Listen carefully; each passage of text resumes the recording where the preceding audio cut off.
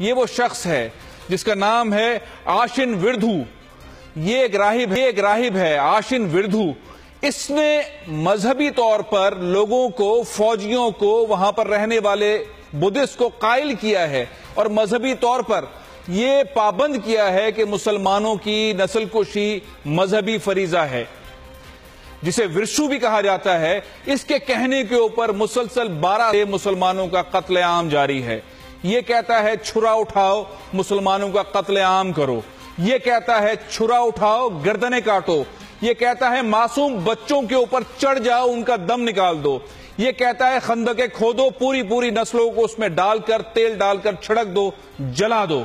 یہ ہے ورسو، یہ ہے جس کے بارے میں کہا جاتا ہے کہ اس وقت دنیا میں سب سے بڑا اسٹیٹ ٹیررزم اگر کہیں ہو رہا ہے تو وہ برما میں ہو رہا ہے۔ برما کے صدر جو اس وقت صدر ہیں، ان کا نام ہے تھین سین کی رہنمائی کے اندر یہ سب کچھ ہو رہا ہے۔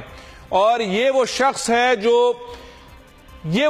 جو یہ احکامات جاری کرتا ہے، جو تبلیغ کرتا ہے، بدھسٹ کو قائل کرتا ہے، اور پھر برما کی فوج، برما کے لوگ جو بدھسٹ ہیں، مسلمانوں کی نسل کشی کر رہے ہیں۔